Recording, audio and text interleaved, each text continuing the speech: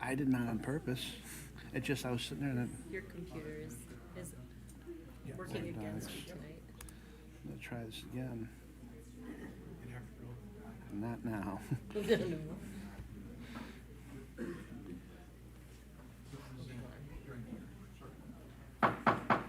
evening. I'd like to call the September 18, 2025 Board of Education meeting to order. Please stand if you are able to pledge allegiance. The flag Of of the United States of America and to the republic for which it stands, one nation, under God, indivisible, with liberty and justice for all. Ms. Davis, can you please call the roll? Dana Berthold. Here. Catherine Johnson. Here. Joseph Kostek. Here. Richard Lacine. Here. Caitlin Olenek. Deidre Stokes. Here. Aaron Janik. Here. All right, we have no one signed up for public comment, and we will have student council president's report, and on my list is Central first.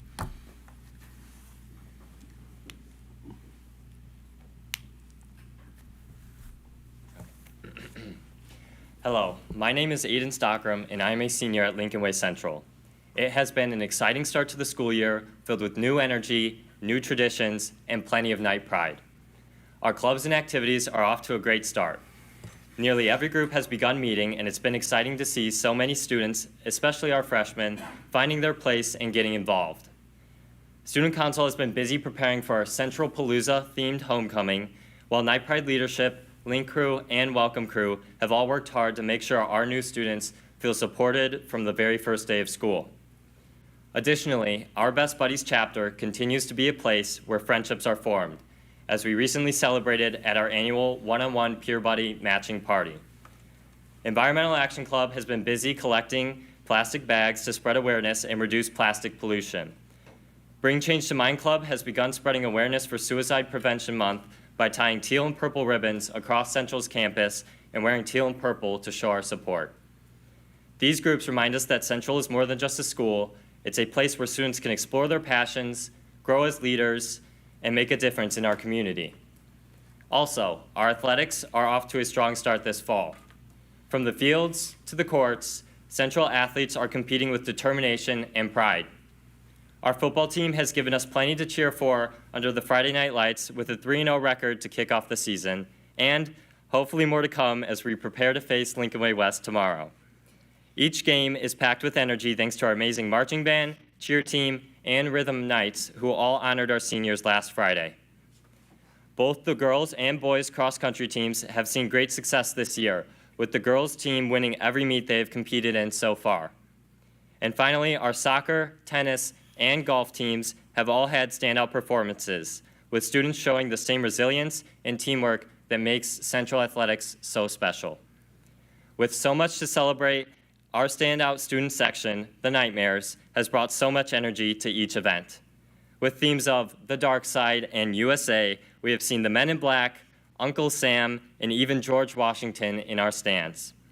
Additionally, the halftime shows have added an exhilarating element to the games, encouraging student participation in competitions such as a field goal kick, football toss, and my personal favorite, a three-legged race. As we look forward to the rest of the semester, there is so much to be excited about. Homecoming week is just around the corner, bringing with it new traditions, plenty of spirit, and opportunities to celebrate together. In the arts, the theater department is already at work on their fall play, The Bold, the Young, and the Murdered, while our music ensembles continue to showcase the talent of our students. What sets Lincoln Way Central apart is that our students don't just participate, they lead, inspire, and uplift one another. Whether in academics, athletics, service, or the arts, they prove every day what it means to be a knight. Thank you. Thank you. All right, next up, I have down, we'll hear from East.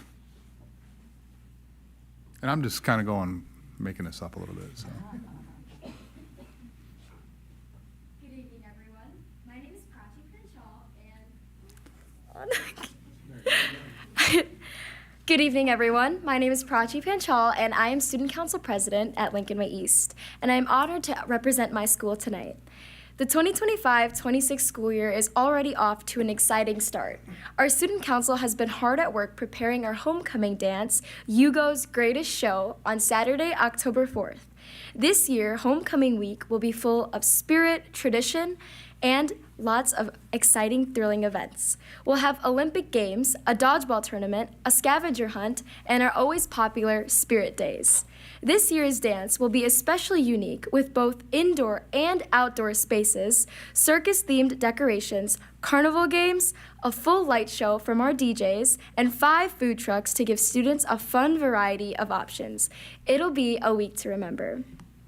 Beyond homecoming, we are excited to share that Student Council has already approved 2 new student organizations, the MENA, Middle Eastern North African Club, and Pause Cause.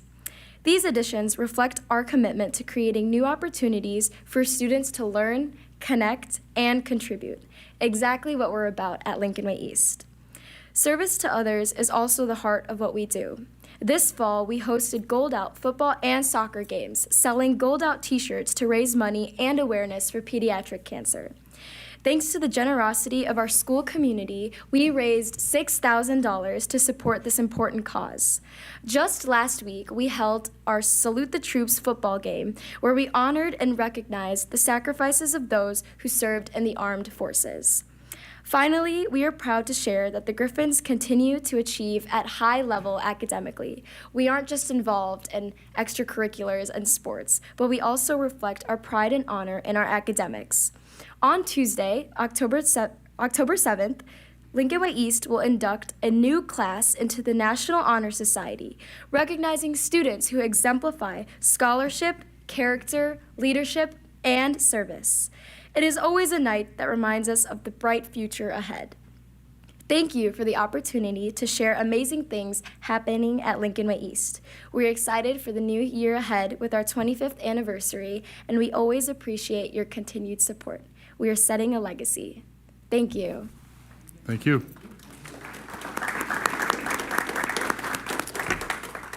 And now we'll hear from West.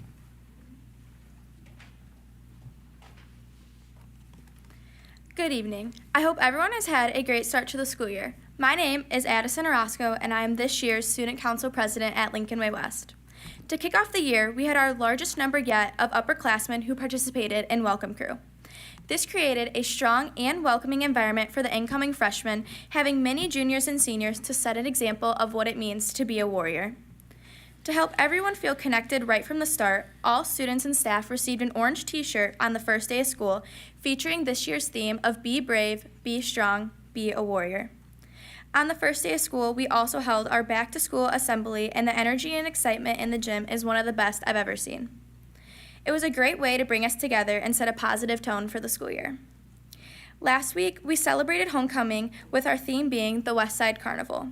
It was a huge success. To start off the week, we hosted Homecoming Olympics with over 1,200 students participating, and Student Council surprised everyone once again with an impressive fireworks show. Student Council also hosted a multitude of carnival-themed activities during the lunch and advisory hours for students to enjoy all throughout the week. To conclude, more than 1,600 students attended the homecoming dance, creating lifelong memories and enjoying all the activities we had to offer. With the school year beginning, many of our clubs have had their first meetings welcoming past and incoming members. Our fall sports have been off to a great start with our football team going 3-0 so far this season. The West Side has shown up to all the games, never forgetting to bring the energy and positive school spirit. This week, we get ready to host one of our biggest games of the season as we host Lincoln Way Central.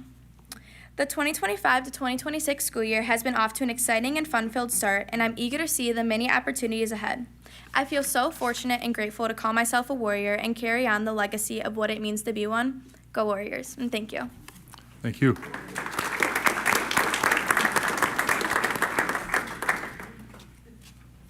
All right. We're now going to move to the budget hearing. We'll open the budget hearing for fiscal year 2026. We have no one signed up for public comment, but is there anyone that would like to speak on the fiscal year 2026 budget?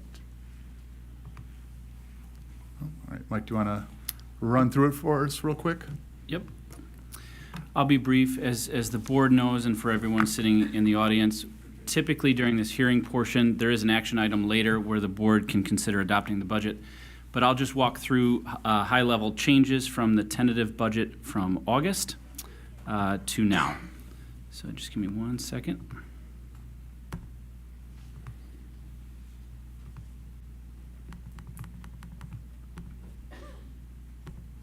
Okay. So there are no surprises in what I'll review tonight. I'll just take a look at the changes, any noteworthy takeaways. What I think is important is while we remain tight, I think stable, as I mentioned last month, stable is the word for this budget, and I think this budget sort of continues that messaging.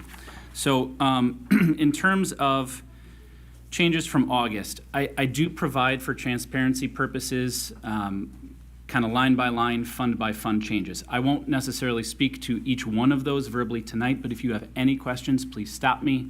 Let me know if you have questions. For revenues, I will start with interest income, and that's like the third line down in Fund 10, which is our education fund, but we have an investment earnings line in each of our funds. That's an area of the budget per school code where I'm able to move those monies into one fund or another budgetarily based on the district fund most in need. And so when we make our refinements and changes across funds, I've made a switch from the education fund. For example, you see a reduction of $580,000. That's not a reduction. I just moved it to a different fund for balancing purposes, and you'll see that in O&M. There were also adjustments made in both education and O&M revenues for building rentals, as you can see. And so as we rent our facilities to outside community groups, we bill them not just for renting the space, but also for the additional staff that we may need to bring in, be that nights or weekends, custodian coverage, things like that. And so as wages and other costs have increased, we have kind of taken this year as an opportunity to refresh our published facility rental rates to keep the district whole. So that's the adjustment you see there. On this slide, I'll highlight in Fund 40, which is our transportation fund, you see a line item change of $4 million. I did not include this in the tentative budget because Andy and I wanted to see and ensure we were happy with the new buses that we purchased and how that process unfolded. No vehicle is perfect, everything has different specs. It wasn't about that, it was about making sure that the financing to own model that you guys supported for cost savings down the road kind of panned out how we thought it would. I know you were very supportive of it, and we are pleased that we did it. And so this year we have one more set of buses coming due at the end of the lease. And so this revenue line item, and there is an expense item added as well, offsetting, is that I would propose with your support to do that process again. So when we go out to bid to purchase, do another debt certificate for the financing. And again, as a reminder, that's not additional taxpayer burden or anything like that. It's just like a lease payment. We pay it back out of operating funds. It's just to purchase the buses up front. What would be another option? To continue leasing the way that we've done it. And Yep. what would be the difference in that? I mean, just off the top of your head, do you know? Well, so what we're looking at right now is last year it was 40 buses. I think it's somewhere between 32, 35, Andy, something like that this year. And it was substantial because the 5-year leases, remember, we weren't leasing to own. So it was just a payment, out the door. Also, we believe, as we've extended leases in the past, we believe we can make them work for 7, 8 years. And if we do a really good job maintaining them, hopefully longer. We want to make sure that they're in good shape, but that's the reason for doing it. And then at the end, we still hold the asset for resale value. Right. Yep. Mike, are these all new buses? Are they used and refurbished, kind of a combination, or? We chose new. Okay. Several years ago, I think it predated me by a year or two, we tried an option for refurbished buses. I think I can speak on behalf of our mechanics and our team there, is that the preference would be to continue new. Mm-hmm. I think the new buses look great. And again, no vehicle's perfect, everything's different spec-wise, but we would pursue new again. Great, thanks. Uh-huh. Really no other changes in terms of revenue were made. I put one note here at the bottom of the slide for Fund 90. Fund 90 is our life safety fund, and I just wanted to remind the board that we have laddered those life safety proceeds as promised to maximize our investment earnings until we go out to bid, until the projects start, and those invoices and engineering fees start coming due in late spring, early summer. Moving to expenses, at the very top, I'll just highlight this, and then this sort of sentiment carries across each of the funds. You'll see a shift out of salaries and into benefits. So every year, I do this where I budget more conservatively for salaries in August as we're finishing hiring, finishing filling vacant FTEs, and getting the school year up and running. I would much rather come to you with refinements than an under budget, and I have to come back and increase that because we didn't plan for something. So you see the reductions there. What you do see also is an increase in benefits. And this is, as you know, a conversation every 2 or 3 years. We see the health insurance topic come up again. And unfortunately, we're there right now in terms of that cycle. We had our highest claims bill to date last month. And so this is something we're working with Alliant, our insurance broker, and Blue Cross Blue Shield regarding plan design options and opportunities for us in terms of premium savings for open enrollment and the new plan year, which begins January 1st of 26. So that's partway through our fiscal year, but I don't want to make assumptions until we can come back with more information to you. And so I've adjusted this budget conservatively. So that's that increase. The other line item I'll speak to quickly on this slide, it's right in the middle, is a shift of District 843 costs. I've not changed our budget. And so we know where costs are trending for District 843. We budgeted appropriately for them, but I have to account for it in the educational expenses and then the transportation expenses. This is nothing more than a shift across those funds. I just rebalanced that budget based on information from District 843. Mike, so the reallocation, so it's going to show where now? So that 285 I lowered in Fund 10, and actually, I will go ahead. There were not very many changes to Fund 20, or which is O&M or debt service in terms of spending. But right here, Deidre, you can see Fund 40, which is transportation. Right toward the middle, it says District 843 and other special transportation costs. You see the increase. It's not a one-for-one because I was able to do some refinements, but that's where you see the offsetting. I just shifted it across the funds. Yep. Yep, no problem. Good question. And then you'll see the expense line that I added here for the buses, again, with that model. And if you remember, we never pay for vehicles in full, for an asset in full, until it's on-site, inspected, received, good to go. And so often those payments cross fiscal years. This is a partial payment. The next would be in the next fiscal year. And then finally, the only other note I wanted to make is if you look at the bottom where it says Fund 60 capital projects, and also on the next slide when I get there, Fund 90 life safety improvements, I've made what looks like a pretty substantial increase in terms of the expenditures here. But what this is coming from, and remember, these are non-operating funds, right? So these are funds that you've already approved, and this has mostly to do with the timing of all the pay-apps and the construction invoices we get. Once DLA is a good advocate for us, and they won't release a pay-app until the contractor's taken care of the punch list, so to speak, the timing here can be all over the place. And so as we head into a summer with HVAC bid and other capital projects, I would rather overestimate these costs than underestimate them. It does not affect the operating budget. It does not affect operating fund balances. It is more for accounting and auditing purposes. Overall, what this translates to is an operating budget for the 25-26 school year, or fiscal year 26, that represents 3.73% increase in operating revenues over last year. And a 7.71% increase in spending in our operating funds over last year. And I want to talk about that percentage for a second, because the financing to own and the purchasing of a very substantial capital asset in several very expensive buses, to me, is not really an operating expense, right? That's more of we're acquiring assets, and that's a capital purchase. However, because they're buses and it is spent out of the transportation fund, it needs to be recorded in an operating fund. And so that's why you see it here. But for the board's sake, as you consider the money that we bring in year in and year out, year over year, and the recurring spending trends, I like to look at it with this included as well as without. And so if I were to back out the invoices for last summer's buses and the upcoming, we're looking at more of a 4.3% increase in projected spending.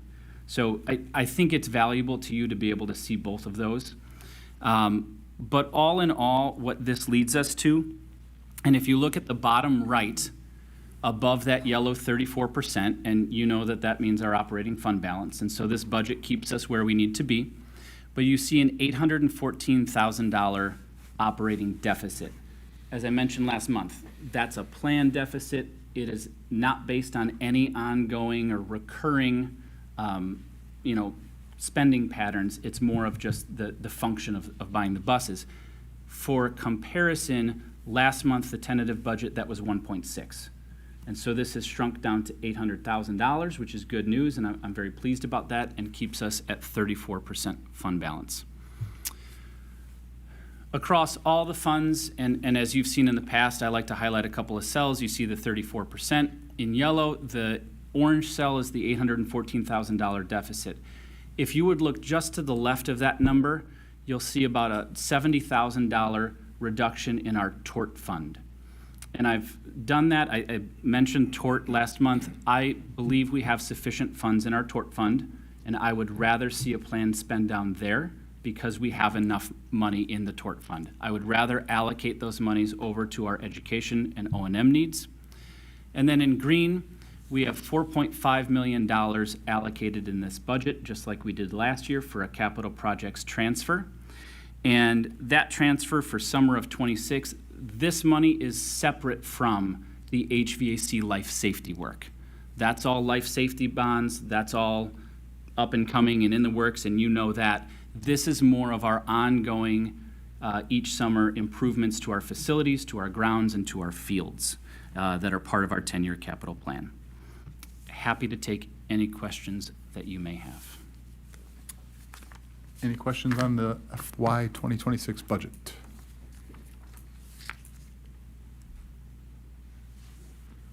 So, lack of better terms, we're deficit spending this year. On paper, because of the invoice for the buses, deficit operational, non-recurring. When was the last time we've run into that situation that you can recall? I can't, and not since I've been here.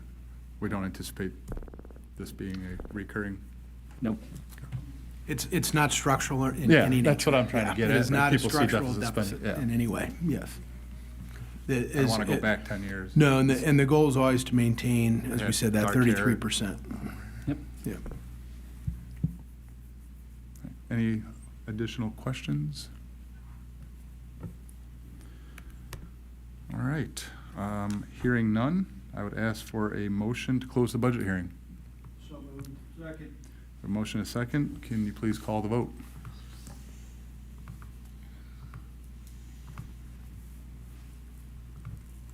Voting is open.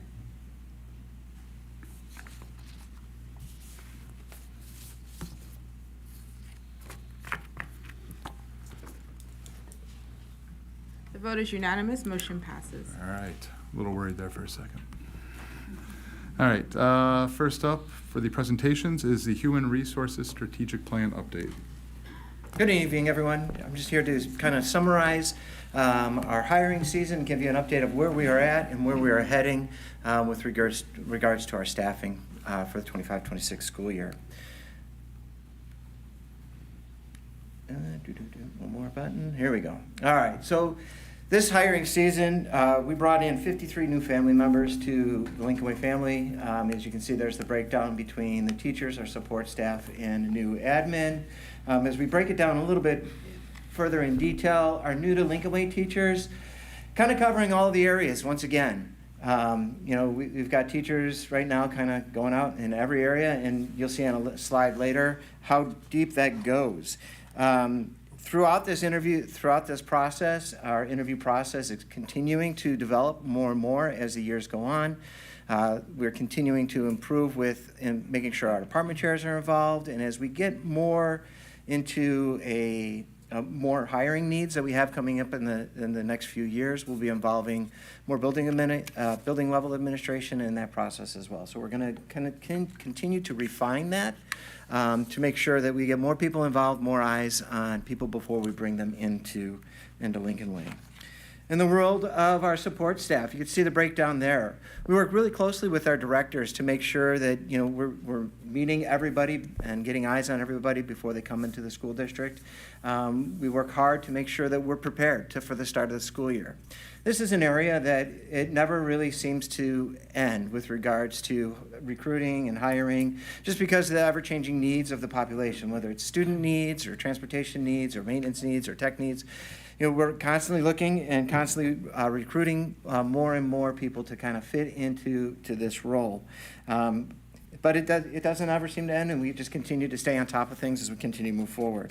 In the world of our admin, this year, as you're aware, we hired a new Director of Special Services in Katie Hunt. Also new to the position, well, not really new to the position, but back to the position, we also have a special ed coordinator that took over over at Lincoln Way West. So that takes care of our teachers. What I liked about this slide here is kind of looking at the breakdown of where our staff is at. As you can see in that first quartile up at the top, 25% of our teachers are in their first 11 years of teaching. And if you take a closer look, that very first line of years of experience, hiring teacher count, only 4. What does that mean? That means this last year, we only hired 4 brand new teachers straight out of college. Everybody else is coming to us with some type of an experience, and that experience this past year ranged from anywhere from 0 years of experience all the way to 17. We averaged 5 years of experience overall for the teachers that we've hired this past year of those 17. And that's typically our target point each and every year. Mm-hmm. Yep. An area that we're paying extra special attention to is those bottom 2 quartiles. That's 50% of our staff has 20 years or more of experience in the teaching world. Even digging down a little bit further, as we get down in that bottom quartile in the red, 25% of our staff is in that 24 and above, but more importantly, 47 teachers are currently in the retirement pipeline. And that's what we're heading into in the next 4 years. As we look a little bit deeper into the upcoming retirements by department, you saw this slide last year. What's new to this slide, obviously, is 2029 is coming on the books. So we're looking at teachers that are declaring to retire in 2029. But also in 2026, 2027, and 2028, there are new teachers that have put in for retirement. So that's changed from even last year. So we're continually getting teachers coming in and saying, all right, I'm ready to retire. I'm done. And that I expect that to continue to grow every year as we go through this process. So it's one of those things that we're paying attention to. As you can see, over the next 4 years, we're replacing teachers in every department. So the question is, how are we going to do all that, right? And that's what we're going to be getting to in a few moments. So we see in our teacher recruitment, we talked a lot about this last year, about where we post all of our positions. Obviously on our district website, through IASA, through college posting websites. Dr. Tingley and I attended job fairs last year down at ISU, worked with guys that were at Eastern and talked to them down there. We include more and more people in our interview process as we go through this. Dr. Tingley and I will be attending the job fair once again down at ISU in October. What's really neat about this one in October is not only are we looking for teachers for the future, but we're also reaching out and trying to find those student teachers. It's a great opportunity for students that are on campus, that are in their junior year, that are getting ready to do the student teaching, not in this year, but the upcoming year. We met a number of students last year, student teachers, that are currently student teaching with us from ISU. One of the new things that we'll be adding to our process in kind of the screening process of our student teachers is also asking them to fill out an application on our website. It's something that we haven't done in the past. And then we'll also kind of do a pre and a post interview with those potential candidates, just to try and make sure we have eyes on them. We want to make sure we're bringing in quality candidates, people that are going to fit within the Lincoln Way family. Why do we do that? Well, one of the things what we've noticed over the years is, so over the past 4 years, we've taken students in from 25 different universities. The size of the font represents the number of students that we have from each of those universities. So our number one recruiting school is Illinois State, right? Closely followed by University of St. Francis, Governor State. A new one that's really getting a lot of traction with us is Trinity Christian. We're getting a lot of students from Trinity Christian, which has been great. We've got a lot of positive feedback from students all over the area, and it's been really nice seeing where these students are all coming from. So over the past 4 years, we've had about 100 student teachers. Currently, I have 23. I get requests every day for students to come in the spring. That continues to grow. We're already starting to receive requests for the fall of 26 and the spring of 27. So we're beginning the process really early and trying to make sure that we're getting our name out there, which it is. And talking with the student teacher coordinators at each of the campuses at the universities, they constantly talk about how the perception of students wanting to go to Lincoln Way is so great, right? As the ISU coordinator described it, we're a destination student teaching school. And we do get a lot of students from there to come up to our area. And it's really been great. We have great relationships with all of these universities. We continue to improve on them and meet with them and talk with them on a regular basis so that we can get the best quality candidates that they have to offer. And this is significant that we have relationships with this many universities. So I give Brian credit, his predecessor, Steve Provost, Rob Schiffbauer. We've really built good networking, so we're able to find some of those student teachers in some of those more challenging areas. The voc ed right now is the toughest one. Is the toughest one, and ISU knows if they have anybody in the program, we'll take them. Mm-hmm. So good job on this. What's the percentage of our student teachers that will then become hired? It all That's depends. a great question. It all depends upon how many we have. Go ahead, Brian. How many So openings? over the last 3 years, we've hired 20% of our student teachers. So if we have openings, that's a pretty good opportunity for them if they've done well. Yeah. And before I turn it over to Renee, are there any other questions? I think it's great that the way you lay it out, the years, that this is what we're already having, we're gonna grow to that. I think, we need to continue to do that. You have a really hard job because not only do you have to prepare for next year, you gotta prepare for 5 years from now, you gotta prepare for 10 years from now. Those critical need areas like ELL, special services, Yeah, world one of the language. biggest ones that we did this past year was actually in world language and German. We were struggling, we have a teacher retiring this year in German, and trying to find a German teacher is not an easy task. But thank you to our department chairs who reached out. We reached out to University of Illinois, and actually they had a student teacher that is like, oh, really? Lincoln Way? Yeah. Let's go. So it's been great.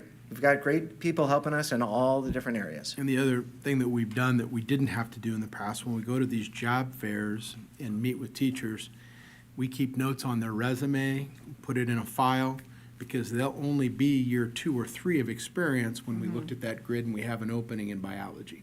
If we had met a good biology candidate, we don't have one now, we make sure we have that contact information for 2, 3 nows, Yep. 2, 3 years away, and we'll steal them from Plainfield or wherever they might be. Yeah. Brian, Manuka. can you go back to the one with the bar graph? The one with like our the percentages of 25%, 25%, the one before, I think. This one. So, basically, we're losing in the next, 13 years. yeah, we're losing centuries of knowledge. As a board, do we need to allocate resources for perhaps, those middle lanes, right? Because, when you really think about it, the 25% between the years 20 and 23, they're now going to have to be the mentors to the rest of the buildings. Is there a way that we need to, help, resource-wise to grow a mentorship program in those years, right? To have an incentive, and just even for leadership. Not only, think about the administrators that are leaving too. Something that just to keep in the back, just Yeah. resource-wise, The- we need to start thinking about. That's a good point. The next challenge where we are going to lose some is going to be in our department chair areas. We've already kind of identified some of the next in line, so to speak. That'll be a crucial area. Yeah. But that's a very good point. I think as we continue to hire, if we're targeting that year 5, we'll kind of matriculate through and we'll be okay. Yeah. It's that year that if you have 17 and we go hire 12 first-year teachers, that's where you're going to really have the challenges, to your point. But no, and Renee's already developed a plan, but we're looking at the turnover of our department chairs as significant here in the next 5 to 6 years. And I assume every other district is going to be experiencing similar, Correct. right? Similar to our So we need to geographics. take that when we start thinking about resources. Yep. You know? No, that's a Because good point. everyone's in the same boat. I think another thing is that, I mean, when I get the public asking me, you know, when you look at the population numbers at Lincoln Way East, what are we about, 2,600? Correct.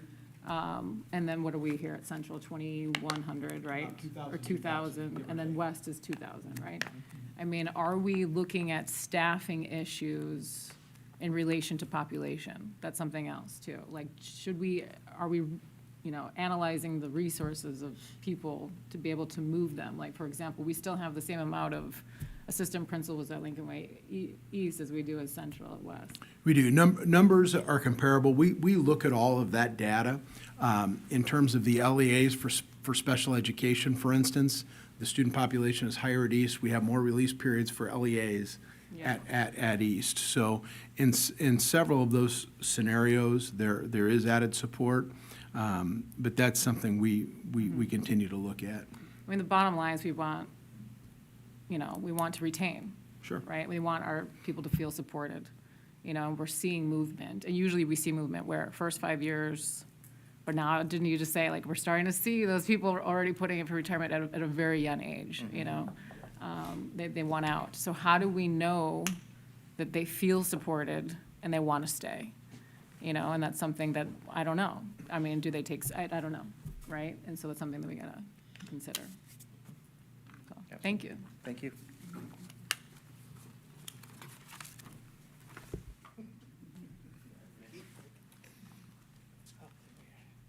Good evening. I'm to report on the strategic plan goals for curriculum and assessment. If you recall, our first goal was to increase our focus on real-world skills. The first sub-goal of that was to incorporate the critical thinking process more into our everyday curriculum. With the help of a grant from ISBE, after the state developed a state literacy plan that mainly addresses the elementary schools and different curricular methods for that, last year they said, we think all schools should have a district literacy plan. So they put out grant funding for us, and we took advantage of that. And this year we have a stipend for one of our former reading chairs who is now leading the district effort to create a literacy plan to see where our students and in which areas of our curriculum we're going to filter all the skills. We've seen some changes in the enrollment in our freshman reading class due to the Accelerated Placement Act. So this initiative becomes even more critical to us to make sure that our students are getting all those skills that we have always found so important in the reading program. A second subset of that goal is to increase dual credit course enrollment. Here you can see that from last year to this year, we have pretty much staying steady in that. I would like to point out that it actually, I think, is doing very well. Unfortunately, one of our courses, Honors Accounting, we no longer offer dual credit for that because the teacher certification credentials for that through Governor's State University were not equal at all 3 schools. So we are offering the class. The kids are still excited to take it. They know that it's going to help them in college. Coming soon from College Board is AP Business and Personal Finance. And so that is much easier for us to implement. I already have one teacher at each campus who has asked before I even told them about it. So we are very excited. As soon as they can tell us if they're doing a pilot, we will try to get on that so that we can get this going for our kids in there. So really, when you take out those numbers from accounting, which last year were about district-wide about 50, we've definitely increased as well. looking specifically at our CTE courses, you can see in the business department we grew. In the auto and welding departments, we definitely grew. Definitely, I would say that is mostly due to our welding program over at Lincoln Way West. The teacher over there has really created a following and has really struck a need for those students. Our fire science and cosmetology, if you remember, those are courses the students come here for about 2 or 3 classes, and then they go to an enrolled program at JJC for the fire science and EMS, and cosmetology, they find a cosmetology, we give them the dual enroll with that. Very, very excited. I did not add to here, our teaching internship program continues to grow. We have 44 students in that district-wide, which is absolutely fabulous. Our feeders are wonderful in accepting those students to go into the schools. And this year, our first dual credit class in culinary. We have a course called Culinary Careers, and I don't know about everybody else, but she was cooking today. I don't know if you smelled that. On my way out, she was making these flank steaks. Oh, it was absolutely fabulous. The kids had prepped them throughout the day. Our second goal was to update our post-secondary planning process for students. Last year, I talked to you about that twice. One was talking about the personal plans for students that would be going home. We're bumping that up. Parents will be seeing those this year, probably in October. So they'll be able to get their eyes on it. I thought you would be interested to see this. This is last year's data. I didn't do this year yet because our freshmen haven't gone through most of these to give the statistics yet. But you can see here district-wide, 78% of our students are planning on pursuing a 4-year college with a 4-year degree. And then we have another 7% when you add to that for a 2-year degree. Some of them might go on after that. So we're looking at about 85% of our students still have that college as their end goal. But you do see trade school, workforce, military. Yes, we do have students planning on taking a gap year. That's even a plan for some of them. I did think it was interesting we can break all of these data down by the particular schools. If you choose to zoom in your packets, you can definitely see that. But in general, you can see that between all 3 schools, they are very similar to each other. Also data from that we can aggregate by a lot of either grade or school and grade, and we can see what the career goals are. This becomes important, as Dr. Murphy was talking about, replacing staff, looking at our programs. Where do we focus our efforts? What is it that our students want? You can see here, this is district-wide. These are current students. You'll see 5,300 of them have a current career goal set.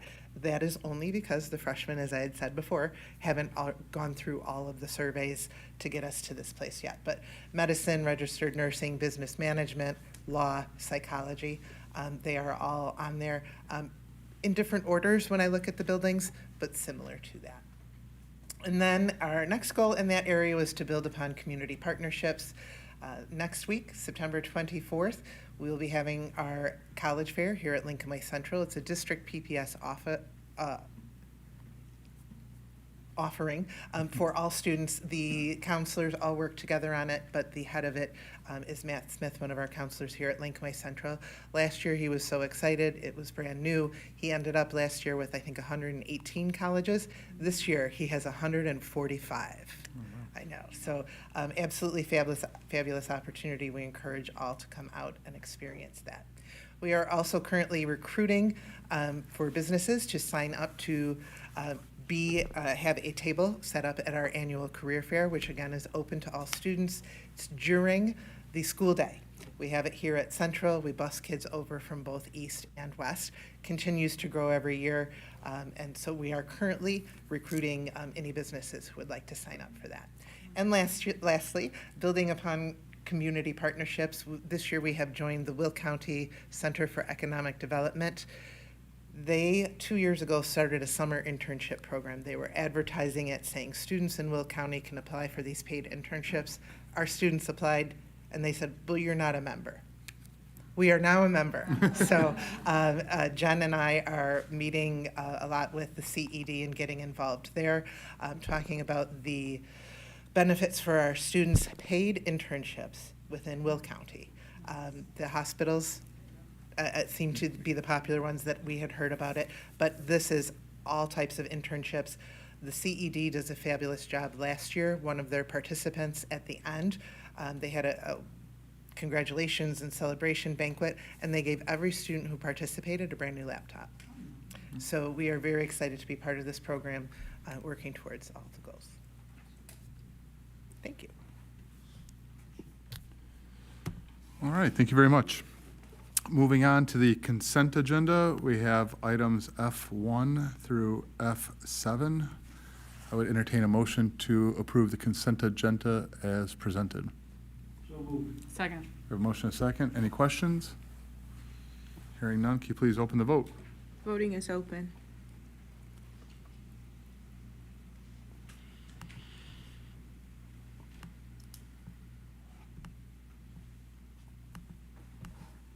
Vote is unanimous, motion passes. All right, next up under action items, we have the presentation of invoices from August 19th, 2025 through September 17th, 2025. Motion to approve invoices in the amount of $7,780,704. We have a motion, do we have a second? Second. Any questions on the invoices? Mike, I know you already pointed out the insurance. Any particular reason why the claims were so large? It, Yeah. not, Yeah, that's not next that month, I right? can say. No? Not that I can say. It was claims-based, though, Okay, versus fixed cost or pharmacy or anything Okay. else. It was claims-based. We do often see a July-August spike, just before just school. because we're school districts, people do it over the summer. Yeah, okay. Yep. All right, any other questions? All right, hearing none, the vote is open. This vote is unanimous, motion passes. All right, next up, we have the treasurer's report for July and August 2025. So in August, specifically, revenues totaled $7.8 million and expenses $15 million. District's total cash balance on August 31st was $79.5 million. As the board knows, this is typically our cash flow high point for the year. And in September, we will receive some more of the tax bills. And then we sit at that cash flow high point and spend down throughout the year until April or May. Through August 31st, 2025, 7.2% of budgeted operating revenues have been received. 17.8% of budgeted operational spending has occurred. Same point last year, comparison data were 6.6 and 16.5. Both operating revenues and expenses trending well overall. Revenues are a little bit ahead from this point last year. A lot of that has to do with timing of tax bills. And then operating expenses are within normal variance. Again, when you exclude that sort of capital purchase for the buses, we're at 14.4. So I feel good compared to where we were last year. Investment report. Obviously, if you are watching the news, you see a lot of conversations with Fed and rate cuts. But through August, the liquid rates for our investments hovered at 4 to 4.2%. As I mentioned earlier, life safety bond proceeds were invested. And then I continue to work with PMA. Just earlier this week, laddered in another short-term treasury bill just until December when we needed that cash back for payroll and for anticipated bills. So we continue to work there. Happy to take any questions you might have. Any questions? Mike, for the expenses, the capital and non-capital, that encompasses transportation also? I see the transportation funds are trending a little ahead of normal. Is that just a timing thing for both of those? Yes, that includes that payment. So that's a $2.8 million invoice, right, that typically, I mean, in past Right. years hasn't hit. So that skews that percentage, yes. Okay. Yep. Any additional questions? Hearing none, I'd entertain a motion to approve the treasurer's report as presented. So moved. Second. We have a motion and a second. Can you please open the vote? Voting is open.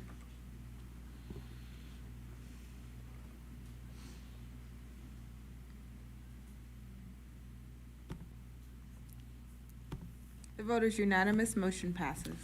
All right, next up is the student activities report for August 2025. For the month ended August 31st, the activity fund balance was $2,530,536 with revenues of $390,679 and expenditures of $616,253. We had 3 in the negative due to timing. By the time of the memo, they were all positive again, so right now we're in pretty good shape as we're well into our fall seasons. All right, with that, I would entertain a motion to approve the student activities report for August 2025 as presented. Second. Joe, do you have any questions? Oh, it looked No, I'm like- good. I was just laughing. I was thinking in 10 years, one time I can remember that all the accounts were in balance when we were here, that nobody was behind with the student activities report. I think one time in 10 years, I was just thinking. Next month, it's gonna be the second time, right? All right, we have a motion and a second.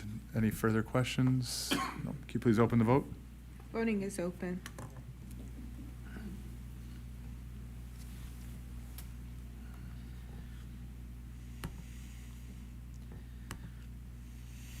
This vote is unanimous. Motion passes. All right, next up is the adoption of the fiscal year 2026 budget. We would ask the board to approve the resolution as presented. If we have an approval and a second, then if there's any discussions, then we could ask discussions at that time. So with that, I'd entertain the motion. So moved. Second. We have a motion and a second. Any questions or discussion on the budget? Should we think about it more? No, I'm just kidding. What was it? Should we think about it for a few weeks more? No, I was kidding. Yeah, we've done that before, Joe. I know we have. I know we have. Knock on wood. No, I think, obviously, with the discussion earlier, this is not a structural issue. It's a one-time thing. I'm, you know. Yeah, and I think all of the discussions we had regarding life safety and all of that predicted spending and like knowing where we're going to stand in 5 years is given us a lot of insight, so Yeah. thanks. The administrative team every year does better, refining our practices. Kelly and her team, the building principals, the athletic directors, Chuck and his team. Every year we seem to get better at this process with Mike's guidance, and so I think we've been within 1% of expenditures revenues, 1.5% the last couple of years. I feel good about this budget as we enter into it as You well. gotta get it under 1%. Yeah, that'd be our goal, but anywhere in that neighborhood, we're doing Right, pretty right. good. But yeah, I think a lot of time and effort has been put into this process. I want to thank previous boards for that guidance, and I think we're in a much better place today. All right, with that, can you please open the vote? Voting is open.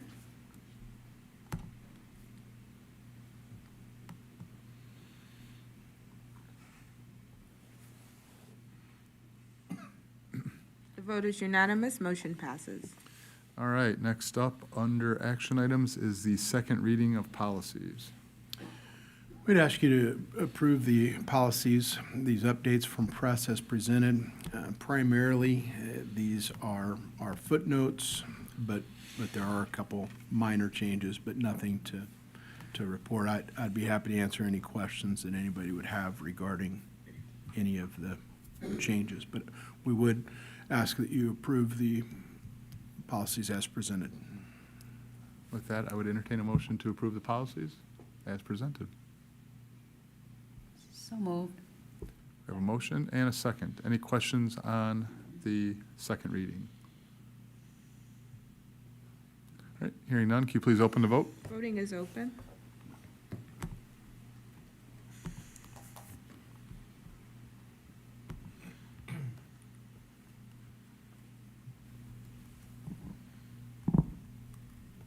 The vote is unanimous. Motion passes. All right, then we have the approval of District 210 advisory meeting calendar for 2025, 2026 as presented. So we need to ask the board to approve the meeting dates as discussion points. I know AI is going to be one of the discussion topics, both student and instructor usage. Are there any other topics that anyone on the board would like District 210 to explore? Obviously, last year, they spent a significant amount of their time on the new logo, which I think everybody's been happy with. Yeah, we got It's on its way. I'm doing my best right I'm now. wearing the old logo still. I know. So is Rich. So is I know. But if there's nothing else, I know they're going to start with an AI discussion, and then they'll go into the student handbook as they do every year. I know we're approving the calendar. Is the committee already set? So those names will come at the October meeting. Okay. I know the principals were finalizing Right. a couple of parents at this time. Okay. They won't take any action at the October meeting, so they'll all be approved by the board by the time there's any action. Yep. Yep. Okay. All right. Any further questions? All right. I would entertain a motion to approve the calendar. So moved. Second, anyone? Second. All right. Motion and a second. Please open the vote. Voting is open. Couldn't remember if we had a motion.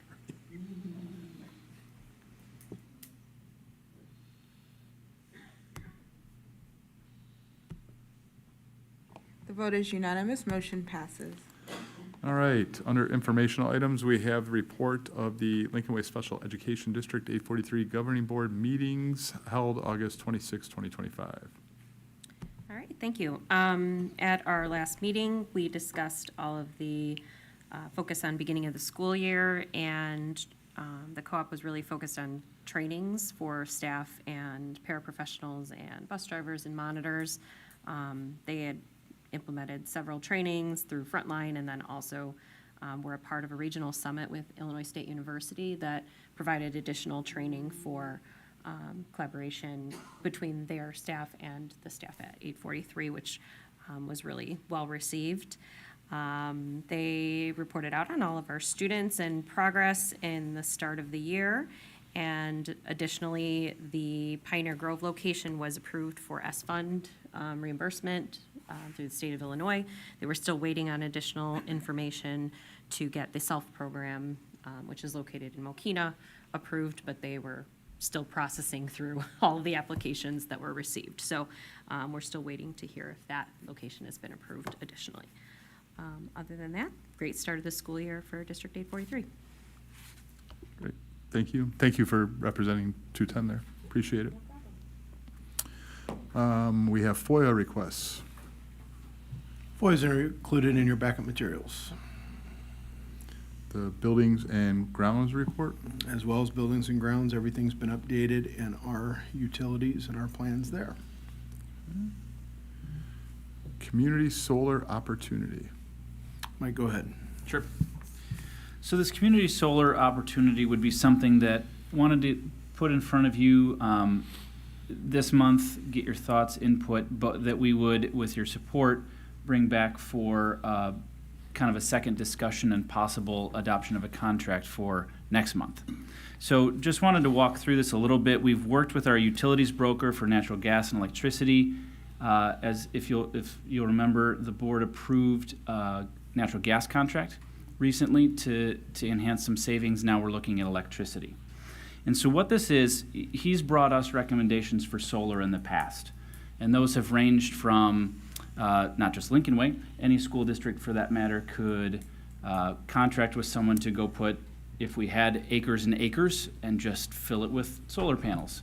The vendors and contractors also come to governmental organizations that include school districts and say, well, if you purchase land in wherever, in a community not adjacent to Lincoln Way, which we can't and don't really do, so there are other opportunities that don't work. Community solar is one that does. And so instead of putting up physical panels on our district's roofs or grounds, right? What this does is organizations can subscribe to an area solar farm. And so the developer, it's a state program, and the developer takes the risk, and then they're paid by the state and incentivized by the state. And what it does is it's looking to bolster the total power on the grid. Okay, so in those times where we're sort of tapped out on the grid, the electricity generated by this, regional, I don't want to say local like in Lincoln Way, but regional solar farms, the power there is contributed to the aggregate grid. And then for organizations, if we sign up and say, well, sure, when the grid is tapped out, we'll accept electricity as electricity, we'll take the electricity that was generated from that instead. And the whole point there is the incentivization of solar development in the state. And again, the developer takes a risk. We have no ties to the physical. All we do is say, sure, we don't care whether our electricity was generated from this source or from those solar panels, and that's it. And what we get is we get credit then on the electricity that we use that came from that source. And so what that equates to is about a 10% discount. And I've gone back to him. New Lennox 122 is in this conversation. We've both had our attorneys look at the draft contract. We've asked a lot of questions because we share the same utilities broker. And I keep going back with the skepticism of, wait, so. It's too good to be true. It's too good to be Who's true. paying for Correct. it, right? Correct. We're gonna give you money? But Yeah. honestly, what it is it's obviously the state program with these developers and the incentives, government incentives, is where this is coming from, right? And so if we say, hey, electricity is electricity, we're good, which is what this contract would be then, is we get a 10% discount off that power. And from our broker's calculations on the electricity we used over the last year, is that would be about $155,000. And so, happy to take any I don't know that I would have every answer to a question you might have right now, but wanted to put it in front of you for discussion. This is something that's been kind of in the works with us for several months and in collaboration with New Lennox. But I'm happy to take those questions back. We're working through that contract now. I mean, I don't mind considering it, and no offense to you, I'd probably need to see more information on it, more literature, more data, rather than just a couple-minute overview. Sure. And this is just, I mean, I'm assuming we wouldn't be able to get used to a 10% discount in the long run. It would be just for, probably, I'm assuming, for 1 year. I mean, I don't know. I mean, So is this as we move on? or Well, can so we the guarantee terms that they talk to are 20-year terms. And that was 10% each year? That was my question on a 20-year term and a long-term solar contract between the developer and the state is that's great. So you're gonna develop this solar and we're gonna continue to, I mean, once the panels are built, I mean, it's gonna continue to generate the power is the point, right? But yeah, those are some of the refinements and details that I would bring back in terms Right. of contract details. But again, wanted to put it out for discussion, Yeah. something we're considering. When would we be looking to approve this? So we can approve it at any point, Okay. and after the board approves it, if and only after you're comfortable, would it then kick into place. Okay. I do know in conversations with our broker, there are some, like, before the end of the calendar year sort of timelines, but I wanted to put it in front of you now, bring back more in October. Yeah, so we'll do a better job of summarizing the 22 page. No, he did a fine job summarizing. It just seems like Well, then the it's 22 big pages has some of the details in it, but if there are specific areas, then we can go back to our attorneys if there are some specific areas in this contract that we would want to look at. I said the same thing. I said, well, this seems kind of like Joe said, there's no such thing as a free lunch. I used to Yeah, teach there's gotta be economics. That was something. how we started every semester. So we can bring some more details, and as you read through the kind of the rules of arbitration and everything as it goes into more details. But this is a state program, and sometimes they don't make all the sense in the world, but we can bring some more back for you next month. We can take our time on this, presented informationally on purpose right now. Sure. Wouldn't want to put something in front of you, but just wanted to start the conversation. And how new is this program? What's that? How new is this program? It is new as of July. Last calendar year. I mean, I'd like to know what other districts are doing this, you know, what's been their experience, things of that nature, rather than just, 20 years, let's jump into it. I know a little bit about this. Yeah. So, fine. You guys will turn on. Working it, yeah, there is. I don't know, there you go. So are they looking for support to figure out where to put these solar farms? So are they saying we need X amount of government bodies in this area to do it, and then we're gonna end up looking at a 1,000-acre solar farm right here? Yes, So they need support correct. from So organizations to let's sign. be detailed in that part. So if they get support here, we are now we're looking at a solar farm. So that's, you mean, they're kind of buying us with the 10%. That, you mean, it's a bait and switch. I mean, I'm not saying we don't want to save the money, but we're gonna be looking at a solar farm in our district. And they're big and they're ugly. So don't just get bought with the 10% discount. Mike, do you know, have they talked about any risks associated with doing something like this is more of a, I'm seeing it as more of an investment in kind of something that's not currently there, right? So if there's not enough people, does the cost go up? If there's not enough interest generated, what happens to that investment? I will get more information for Okay, you on that. that's What fine. we're reviewing with our Okay. attorneys in New But, Hampshire. Great. but there is no upfront monetary investment on our No. behalf. We, So, we yeah, invest nothing. yeah. Okay, We so it would invest just nothing. be on the back end based on how much we end up Well, we wouldn't be using? on the hook for anything. But it's, no, but it sounds like it's a discount off of what we Correct, get. correct. So It's- yeah, that's the what I'm discount- speaking about, The yeah. discount would be impacted by how many join in, and as Rich would say, how much in this area they could produce. Correct. So if we don't hit a threshold where we need to then draw from this, Yeah, there's the community impact, I mean. Yeah.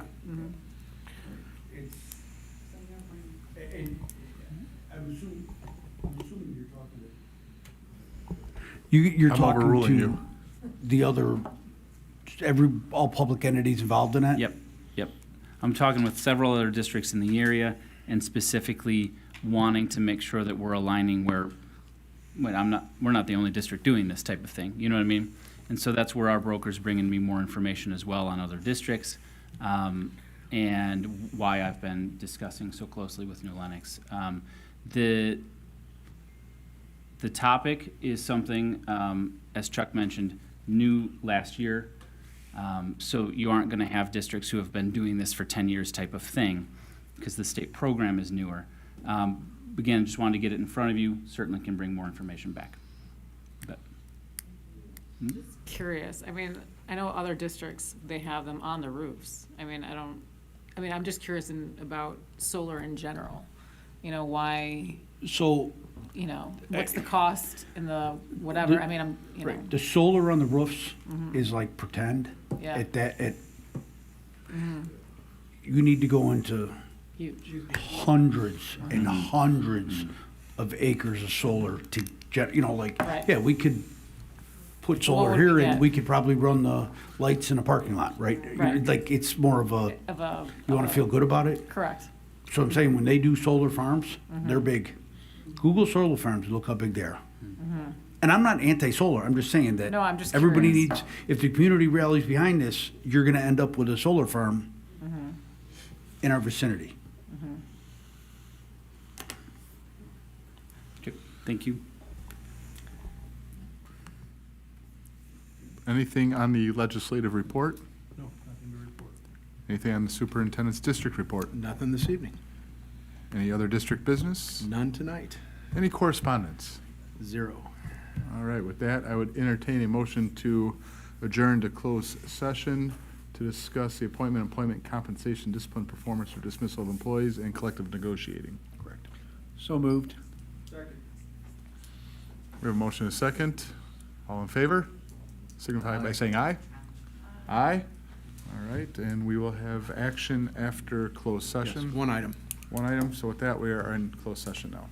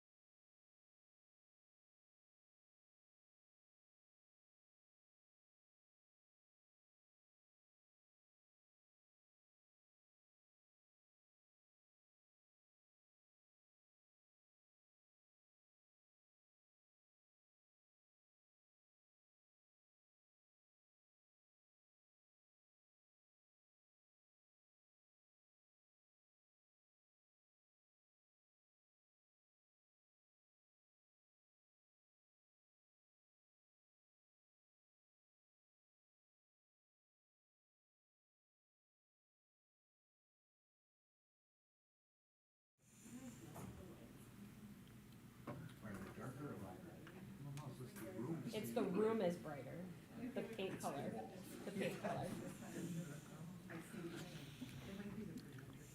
I mean, this was a band room, they didn't really care about windows then.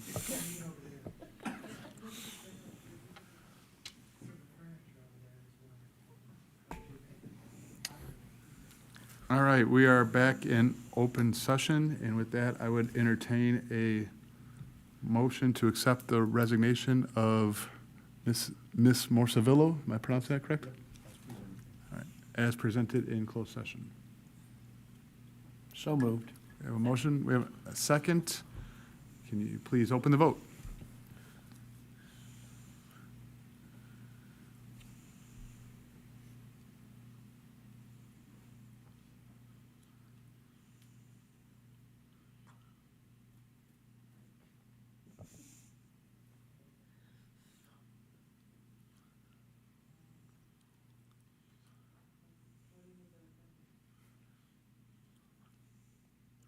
Voting is open. Oh,